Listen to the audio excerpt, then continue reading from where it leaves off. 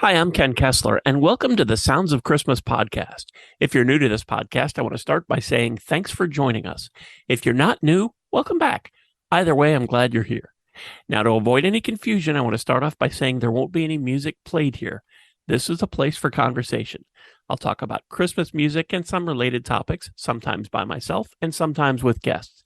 If you're looking for music, just go to soundsofchristmas.com and click on the tree or the player on the front page or on the Listen Now page. We play the best variety of Christmas music all year long. Well, except in October, when we play the best variety of Halloween music. Today, I'm joined by Anthony Strand and Ryan Rowe from the Movin Right Along podcast from toughpigs.com. Is that right, or is it the other way around, that you guys are from toughpigs.com with the Movin Right Along podcast? Either way. Well, on our show, we say Moving Right Along, a Muppet movie podcast brought to you by toughpigs.com. So That I think works. it's fine to put the title first. Okay. That's exactly how you say it too, Anthony, with that same inflection. Right. Well, I'm doing it. I mean, Yeah, that was very good. it's like muscle memory, you know. On the Tough Pigs website, it says Tough Pigs is a website for Muppet fans who grew up. Our mission is to provide biting satire, poignant observations, and general wittiness in celebration of the Muppets, Sesame Street, Fraggle Rock, and the life and legacy of Jim Henson. How did you guys go down this road? Well, we can't take credit for the beginning of Tough Pigs, which is that our friend Danny Horn, who later created Muppet Wiki, co-created Muppet Wiki as well. He started Tough Pigs in 2001 by himself. He was the only writer. It was just his personal blog about the Muppets, basically, for the first 5 years or so. And so he invented, for Muppet fans that grew up, he started the idea of kind of taking the thing about biting commentary that sounds more like Danny than it does. Yeah, like, that like mission us, to statement me, we've had for quite a while. I think we try to live up to that still, but yeah, basically like the idea of a Muppet fan site that is kind of witty or tries to be witty. Right. I think Danny is effortlessly witty, and we try. I think That's it. But so I'm like third generation, because Ryan, you and Joe took it over. Our friend Joe Hennis and Ryan, Danny gave them the keys to the kingdom. Yeah, like the beginning of 2007.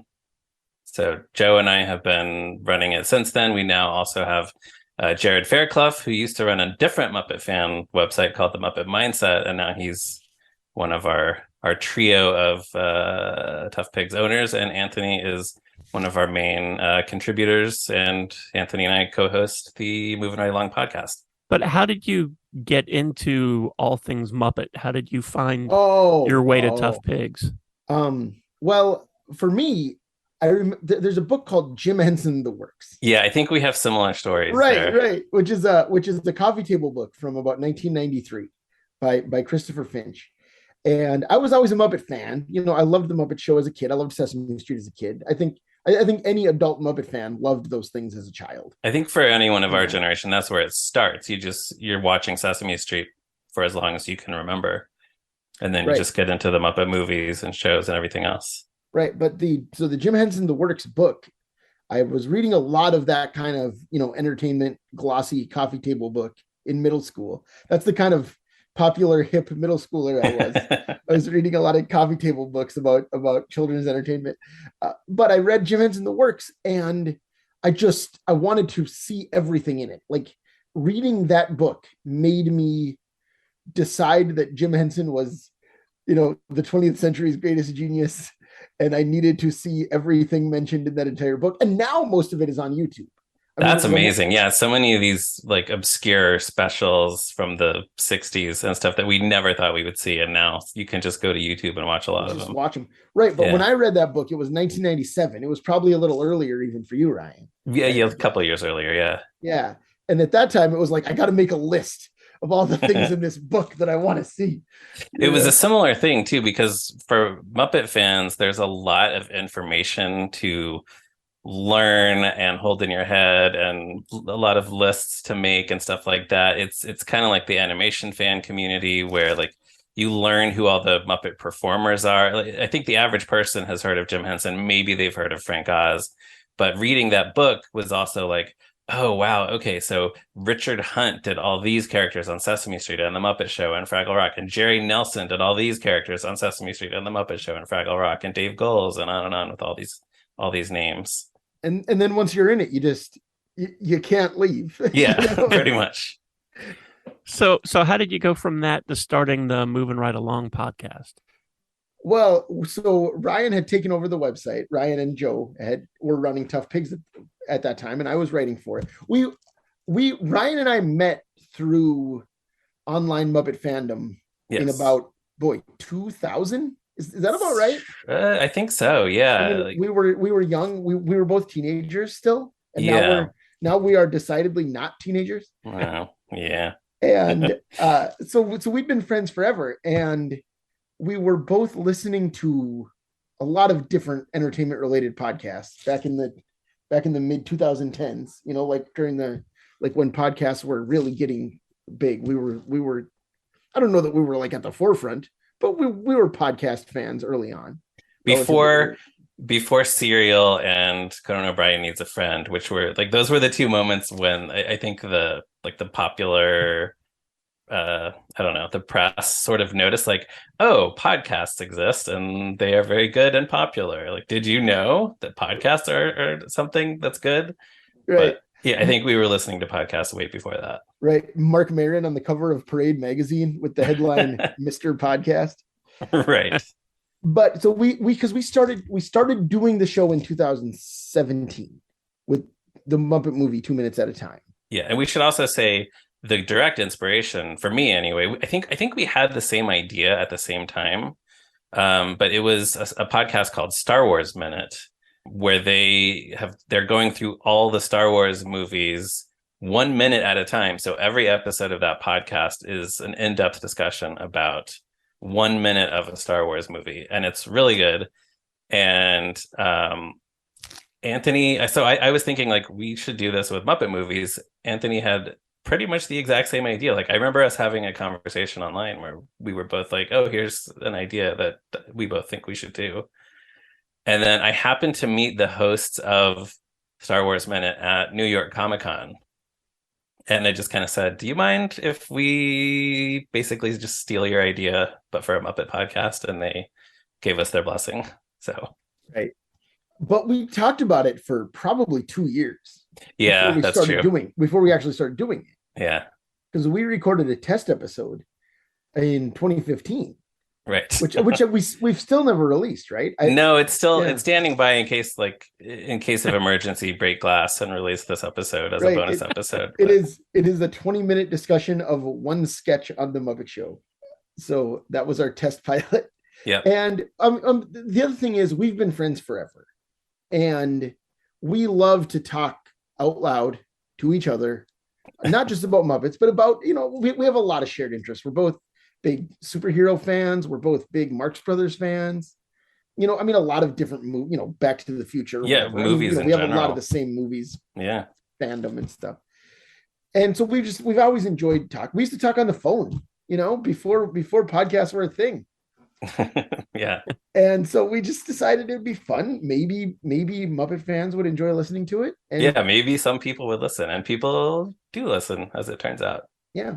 And currently, Movin Right Along podcast is all about the Muppet Christmas Carol, as you had mentioned with the others, going 2 minutes at a time.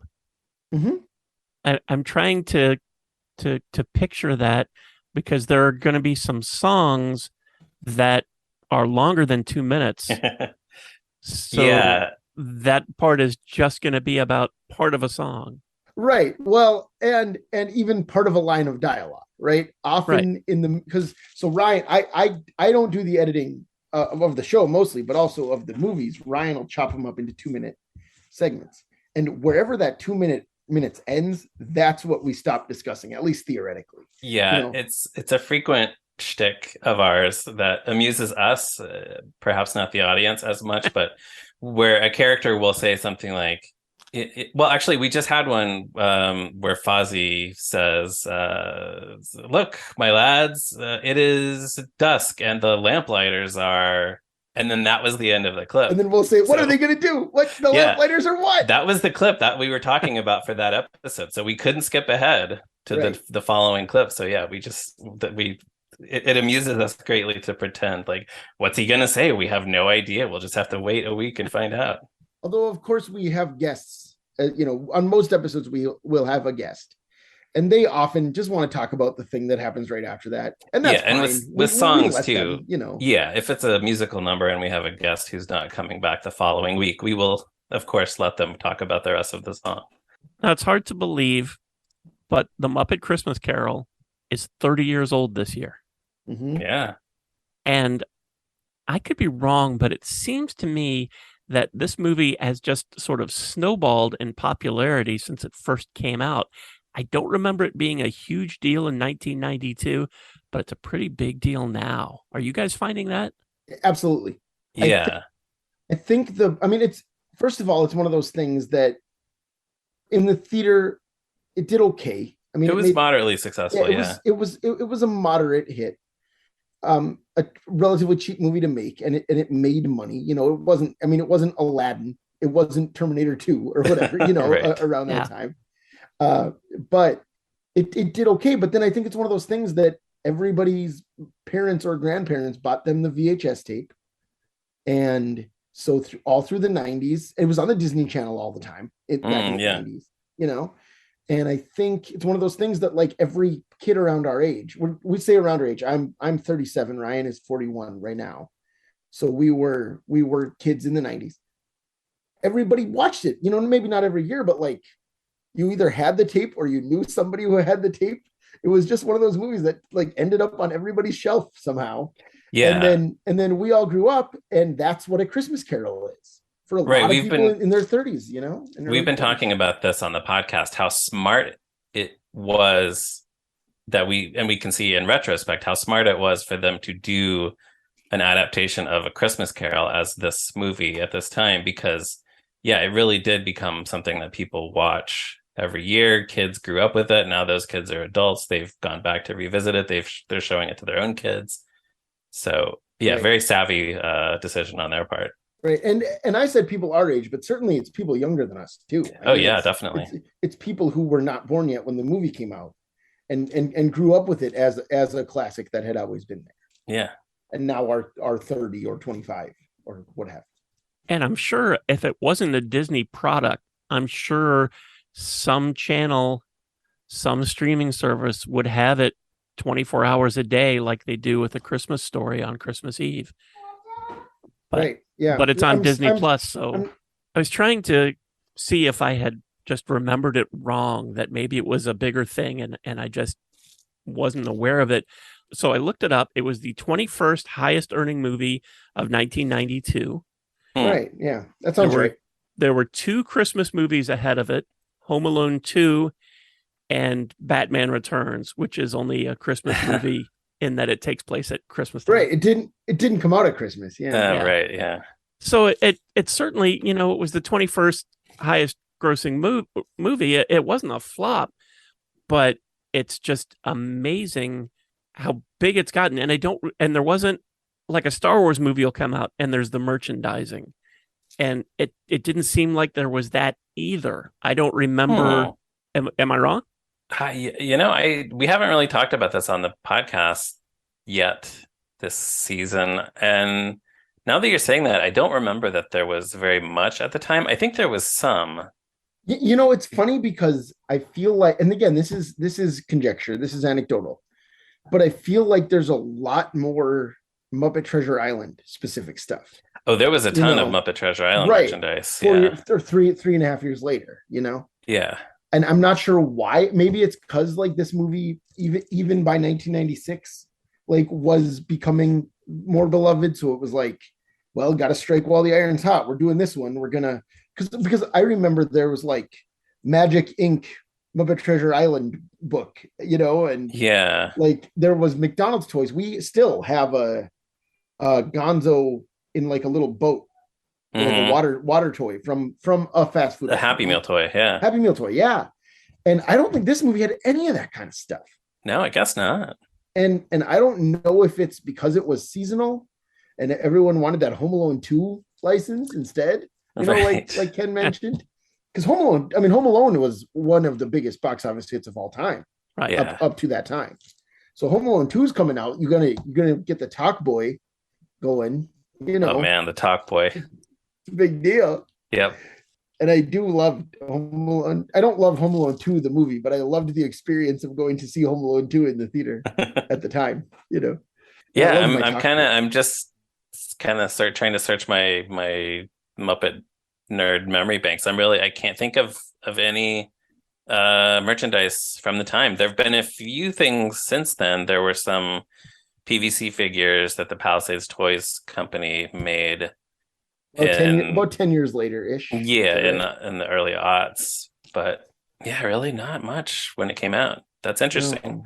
I mean, And like, I know now merchandising is so big. I mean, there could have been the Funko things, and there could have been Right. all sorts of stuff, but that wasn't around then. But I don't even remember like McDonald's glasses. I mean, that was a thing where there would be somebody would have special glasses, or it would have been a special Happy Meal. Yeah, I no, not for this one, I don't think. Yeah. I guess, Yeah. we'll find out as we continue to research the movie for our podcast, but that is very interesting. The music, of course, is what I love the most, and the Sounds of Christmas is a music station. Yeah. One More Sleep and It Feels Like Christmas are probably my favorites, and I play those a lot and get requests for them. Marley and Marley is growing on me. I don't know that I've played that yet, but I feel like that's probably coming this season.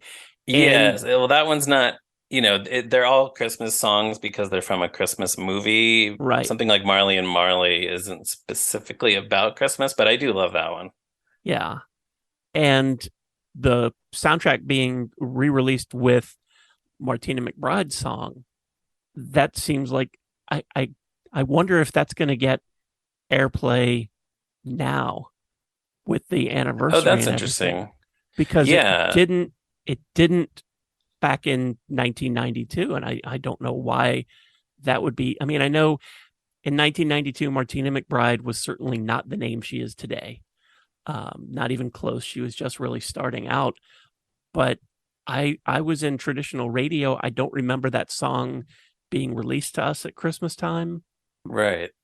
And it just seemed, I don't know if that goes back to the merchandising or not, but it seems like that was almost an obvious thing. Yeah, But, it's well, interesting. Martina McBride did the end credits version of When Love Is Gone, which is like that's maybe the number one thing that people talk about when they talk about the movie, because of this thing where sometimes it's in the movie, sometimes it's not. When it was released theatrically, though, in 1992, that song was not in the movie. The scene where Belle, Scrooge's girlfriend, sings it to Scrooge when she breaks up with him, that was not in the movie because Disney had decided that it was going to bore the kids in the audience, or it was slowing things down. So the Martina McBride versions is still in the end credits, but that maybe that had something to do with it, where they realized that people wouldn't really have any attachment or association with the song because it wasn't in the movie. So why bother releasing it on radio? But right. Well, I don't know. I mean, the Martina McBride version of that song is in the end credits because of Celine Dion's version of Beauty and the Beast, right? Oh, yeah. Was that kind of the beginning of that? I think so, right? Because Little Mermaid doesn't have one, right? So it's Beauty and the Beast, and then it's Peebo Bryson and I'm blanking on her name. Regina Bell, yes, with Whole New World. Right? Yeah, that was the big one. And then it's like all the Elton John versions of the Lion King songs, and then it's Vanessa Williams' Colors of the Wind, and then that's kind of the end for a while.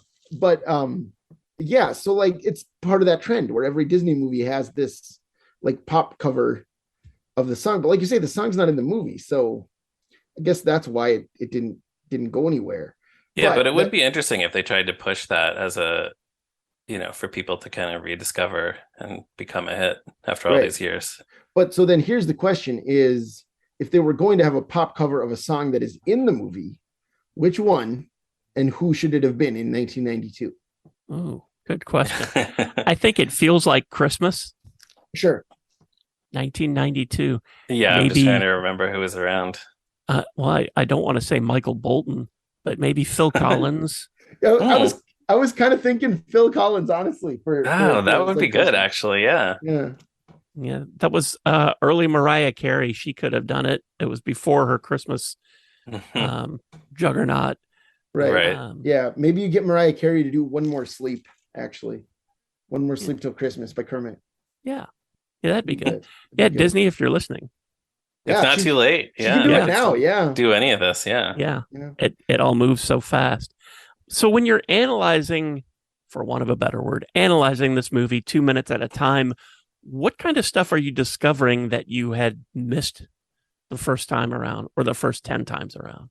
Well, there's always a lot of stuff because we are just looking at those 2 minutes and kind of trying to come up with as many things to talk about as we can. So we've had a lot of like, oh, I just noticed there's this one character in the background doing this, or like this obscure Muppet that we didn't realize was even in this movie. Some obscure Muppet monster we notice in the background. Right. Well, a good example of that from Muppet Christmas Carol is there's a guy in the opening song, the Scrooge song. There's a guy with kind of big puppet with shaggy fur, which I mistook for a puppet from the Muppet Show, which it isn't. Our friend Jared was on the podcast, and he pointed out that puppet's name is Mr. Curly Twirly, because he was used on a different short-lived show, and that was his name on that show. And now that's become like a running gag on our podcast, is to talk about Mr. Curly Twirly. Yeah, like why isn't Mr. Curly Twirly in this other scene? Yeah. So stuff like that, where like stuff that you never would think about. Just looking at every frame of those 2 minutes, trying to think of topics, Yeah. Another example from a previous movie, Muppets Take Manhattan, there's a sequence where Kermit gets amnesia and goes to work at an advertising agency with 3 other frogs. And we discovered neither of us had ever noticed until a listener pointed out that one of those 4 frogs has ears. Multiple listeners pointed this out to us. And so then that became it. We like talked about getting t-shirts made that say Bill has ears.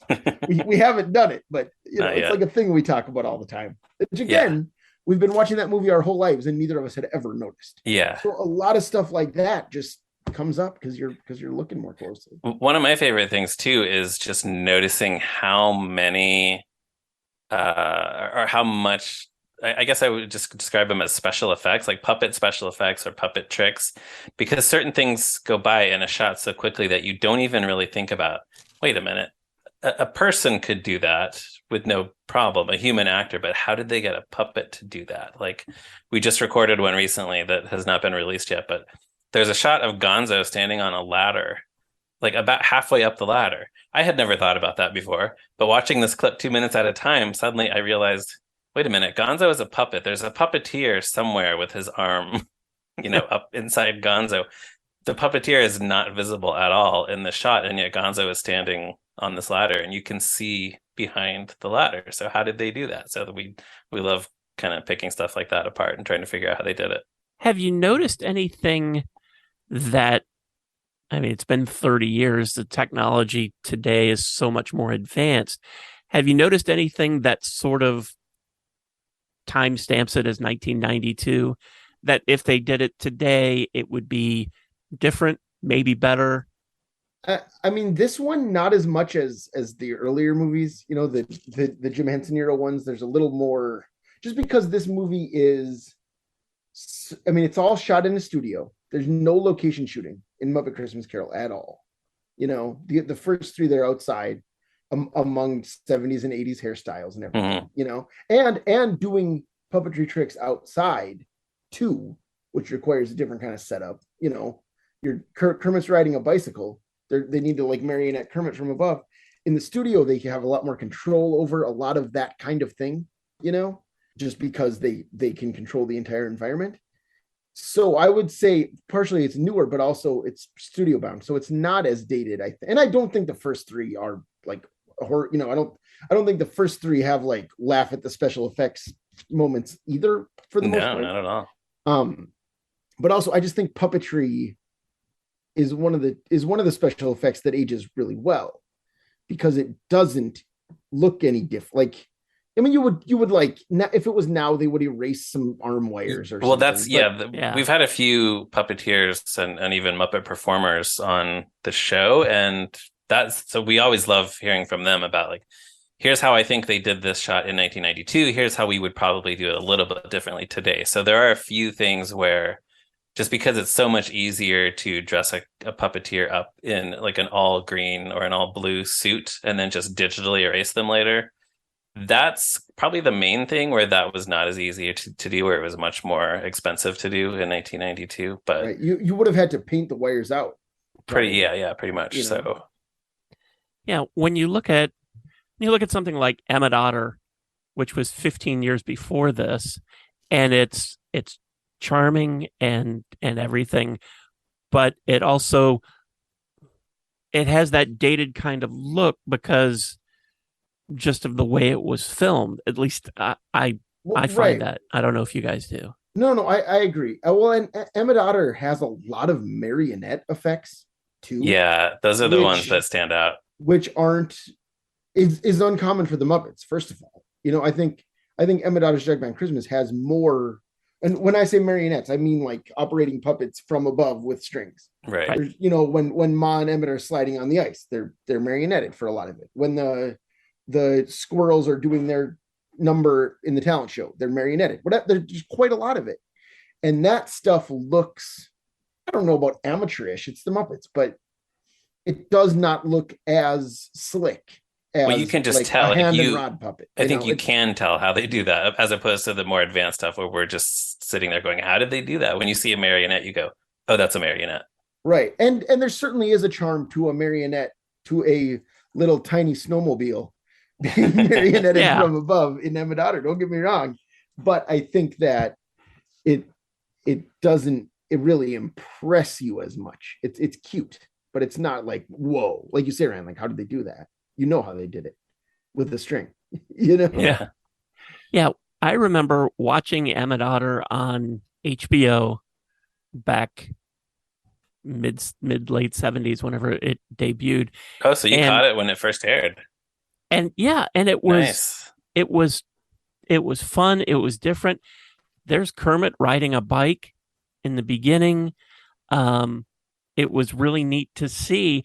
And I don't remember, I mean, I was 11 or 12. I don't remember being hypercritical about it. Well, I can see well, not at that age. Yeah. But I just remember, and I'm sure that it's nostalgia now, but I just remember that it was warm and fun, and I thought it was great. And I've watched it recently, and it still has that magic, and I don't care that you can see the wires or anything. I don't care. It's just fun. They're sliding, they're going down Pa's old slide onto the river, and it's just, I just think it's neat. It's fun, and there's a ton of songs in it, and not one of them is actually a Christmas song, but it's fun. And that's what I was going to say. Speaking of the songs, is that special has one of the same secret weapons that Muppet Christmas Carol does, which is Paul Williams, who wrote the songs for both of those things. And he is, I mean, you don't need me to tell you that, like, Oscar-winning songwriter Paul Williams is talented, but he knows how to write a lot of different kinds of songs. And, like, I mean, Emmett Otter has like songs that sound like old hymns, and it has a rock song in the style of Chris Christopherson from A Star Is Born that he had just written, and it has like these like old jug band songs. Well, and they're all watched, great. Every one of them is delightful. I've watched Emmett Otter with a room full of Muppet fans, or like casual fans seeing it for the first time. And the moment that people realize that, so there are the two songs that there's a song that Emmett sings at the talent show with his friends, and the song that Ma sings at the talent show. And the moment that people realize that the two songs go together, when they start singing them together at the end as like an ensemble number, it's like just this dawning of like, oh wow, I see Yeah. what they did. I see what Paul Williams did. The songs go together perfectly. And that song, Our World / Brothers, Right. they did a album of Muppet covers by like professional musicians about 15 years ago. Is that about right, Ryan? I think it was around the Green time the album 2011 movie came out. is okay. So yeah, So a dozen or so years ago yeah. at this point. And My Morning Jacket covered that song, Our World / Brothers. And like, even without, Jerry Nelson and Marilyn Sokol and all Muppet performers singing it, with like just like a band that I don't even listen to singing it, it's gorgeous. It's one of the greatest things ever recorded. Like, Yeah. it's such a beautiful song, and they all are.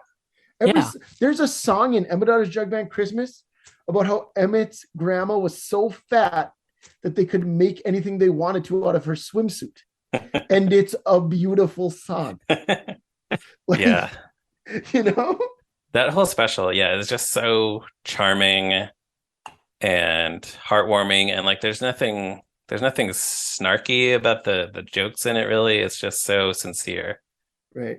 I get a lot of Christmas songs sent to me every year. Many of them are not ready for prime time. And a few years ago, a band I hadn't heard of had sent me their cover of the River Bottom Nightmare Band. Oh, that rules. And I thought, this is great. It's not a Christmas song, but right. But this was terrific. And I emailed them back. I was so excited when I got it. And I thought, this is terrific. I can't really play this. It's not a Christmas song, but this is great. And I think it's terrific that, however many years later, 45 years, that somebody who's in a band today wanted to record that song. Yeah. I thought that was, and that's really the power of the Muppets, that it just sticks with you, and or you rediscover it, and I think it's just wonderful. What have I missed about the Muppet Christmas Carol that you guys think people would like to know about? Well, it's interesting to note that it was the first major project that they did after Jim Henson died. He died unexpectedly in 1990. And from what we've heard, there was like sort of a brief window where they kind of questioned, like, should we actually keep doing this without Jim being kind of the leader and the creator of the whole thing? And then they decided very quickly, though, that this was important to all of them. This was important to the audience to just keep going with the Muppets. And to me, the fact that they were able to create this movie and get it in theaters 2 years after that happened and that it's so good is really just feels like a miracle. And then it has so much of that Muppety spirit from when Henson was still alive.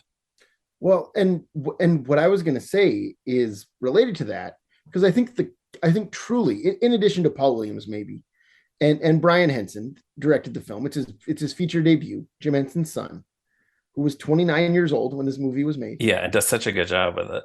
Yeah, I think it's maybe the prettiest looking Muppet movie. We've talked about that on the podcast many times.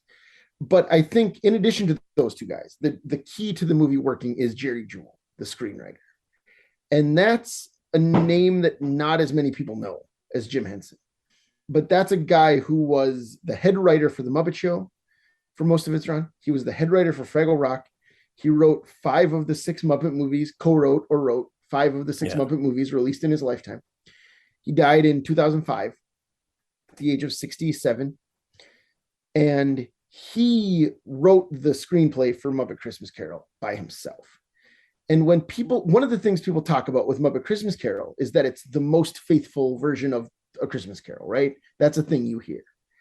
And what we have discovered going through it 2 minutes at a time, and me going through my annotated Christmas Carol as we go along with it. A very useful book to have. A very useful book to have is that there's a lot of narration in the movie that is straight from the book. And there's a lot of narration in the movie that isn't. And that sounds like it is because Jerry Jewell was a genius. I have honestly been astonished at how often we'll be going through a scene, and Gonzo, as Charles Dickens, the narrator of the movie, will have a line, just giving some exposition. And I'll just kind of be like, okay, so Anthony, this sounds like something from the Charles Dickens book. This must be from the book, right? And Anthony will say, actually, no, this isn't in the book at all. Jerry Joel just made this up. It just sounds exactly like Charles Dickens. Well, that, and like often he will compress and adapt, because Dickens is a genius, obviously, but he's not known for his brevity. Like Charles Dickens and Stan Lee, right? Like both known for using those a are lot the of guys. words. Yeah. But Jerry Joel will move the words around, and take the most important parts, and then sometimes add his own stuff, often add his own stuff. And it makes the movie feel true to the spirit of both A Christmas Carol and the Muppets in a way that should probably be impossible. And I think that's a big part of why it's lasted and why it's become such a classic, because it feels perfectly right for both of those things, which is almost impossible to do. Like they tried it again with Treasure Island, and it doesn't feel quite right for either of them. I don't think, it's not the same. No. So it's really impressive. When this movie came out 30 years ago, I liked the Muppets. I wasn't a huge fan, but I wanted to see this because I wanted to see Michael Caine as Scrooge. Sure, yeah. And I just, I have a lot more life experience now, know a lot more about, well, hopefully I know a lot more about, I don't know, pop culture stuff, but just to imagine that an actor of Michael Caine's caliber was going to be the only human in a movie full of Muppets. It's just amazing. And I can't imagine anybody else doing it, not nearly as well. No, well, and it's very easy to imagine. And Brian Henson has talked about how they discussed doing a sillier, like, the Muppet Show characters play the ghosts. Gonzo is the ghost of Christmas Future, or whatever, kind of version. Right. And you have to imagine that if they had done that, Scrooge would probably be a human, but it would be like a comedian. I mean, it would be Steve Martin or something as Scrooge. I mean, Steve Martin was pretty young at the time, but you know what I mean. Right. It would have been a lighter performance, probably. Yeah. Maybe it's George Burns. I don't know. But anyway, the fact that they actually did get Michael Caine between his two Oscar wins. Right. He had won an Oscar by this point. Right. He had won one, and he won another one 7 years later. So it's not like he's in his like slumming it years, Right. And they got him to do it, and he commits so fully. He plays it. I mean, he describes it as being like he's doing it with the Royal Shakespeare Company, right? And you can tell, like, he never, like, he gets jokes. He says funny things in the movie, but he never acts like the Muppets are a joke or beneath him, or he's just like doing something for the kiddies.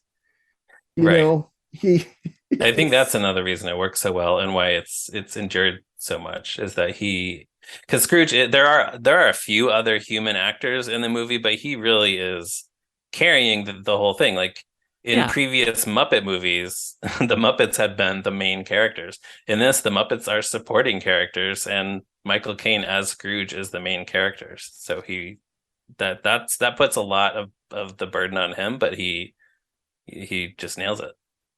I remember from so many episodes of the Muppet Show where there would be a guest star who would sort of break that fourth wall and look directly into the camera, and I can't believe I'm doing this kind of thing. Yeah, and I was almost expecting that, but it didn't happen. Yeah, there are various different ways on the Muppet Show that you see actors sort of react to being on screen with the Muppets. Some of them sort of play it more straight, and some of them do that kind of like wink wink, like, hey, can you get a load of what I'm doing right now? So well, and they do that in the next one with Tim Curry, who Tim Curry is wonderful in Muppet Treasure Island, I think. But it's a very different kind of performance. Very different kind of performance. In his, during the song Professional Pirate, he says this is my only number, Right. He's mugging. He's mugging. He's totally mugging. And it's like they could have had Tim Curry play Scrooge that way, in that theoretical other version. He would have been a good choice for that type. But it's so special that they got Michael Caine to come in and blow the bloody doors off. Yeah, one of the best Ebeneezer Scrooges of all the absolutely gazillions of Christmas Carol adaptations. Yeah. This has been a lot of fun. I could keep talking to you guys for a long time about all of this stuff and get into, because the Muppets did so many other Christmas themed specials, and they just keep doing Christmas specials. And when you add in Sesame Street, it's ridiculous. Yeah. So it's a lot. So what's the best way for people to find you guys? So the website is toughpigs.com. That's where you'll find all our articles, commentaries, reviews, interviews, all that stuff. That's also where you can find the podcasts. We have our podcast where we cover the Muppet movies 2 minutes at a time. There's also another feed that is called Muppet Fan Podcasts with toughpigs.com, which is kind of a rotating lineup of podcast seasons. The one that just finished on that is called Hubba Wah, which is a Muppet trivia game show hosted by our friend Becca, which is that one is so much fun. I think if you're a casual fan, it might just be fun to learn things from it, because some of those questions get very challenging. But if you're a big Muppet nerd like we are, then it's fun to play along at home. Well, and it sounds great. I mean, Becca does such a great job producing it. She had all sound effects, and it just my favorite touch is that every time she says hubba wah, she adds a reverb, an echo. Every time. And that's a reference to Emmett Otter's Jug Band Christmas, the outtakes. That's why as Ma Otter going hubba wah. Yeah. So and then the Movin Right Along podcast and Muppet Fan Podcast with toughpigs.com are both available wherever you would find podcasts. So Apple Podcasts and Stitcher and Spotify and all those places. Mm-hmm. In addition to the Muppet Christmas Carol season that we're doing now, we did a mini season about a year ago where we covered all of the Muppet Family Christmas special. We did an episode a day for that for 24 days in a row for the entire month of December up to Christmas Eve. So there are 24 episodes of us talking about the famous crossover special with all the Muppets in it and the Sesame Street characters and the Fraggles. Well, and those episodes are mostly pretty short because those are shorter every day. They're about 15 to 20 minutes. So honestly, that might be if you want to check out the podcast, that might be the place to start, honestly, because they're like bite-sized. But that was a lot of fun. That's my favorite Muppet thing of all time. So it's great. It was really fun to talk about it in such detail. Well, this has been a lot of fun, and I really appreciate you guys taking the time to talk to us about the Muppet Christmas Carol, 30 years old, and moving right along, taking a look at it 2 minutes at a time. Thank you so much. Thank you. Thank you so much, Ken. And thank you so much for listening and for continuing to support the Sounds of Christmas station and podcast. The station is still on, of course. In fact, the new season just started on November 1st. So if you're ready for some musical Christmas spirit, just head on over to soundsofchristmas.com and click on the tree or the player on the front page or the Listen Now page. You can also grab the app in the Google Play Store and take the music with you wherever you go. And I understand everybody is not ready for Christmas music in November, and I get that, and that's okay. We're here and we're up and running, and we're ready for you whenever you're ready for Christmas music. And as far as the podcast goes, we're now on over 30 podcasting sites. So if you didn't find us on your favorite today, just search for the Sounds of Christmas there next time you go by, and I'm sure you'll find our tree. Then you can subscribe so you'll never miss another episode. If you have comments or suggestions on this episode, previous episodes, the Sounds of Christmas station, or the Sounds of Halloween, feel free to reach out to me on social media or through the website. Thanks again. And may you always believe in Santa Claus.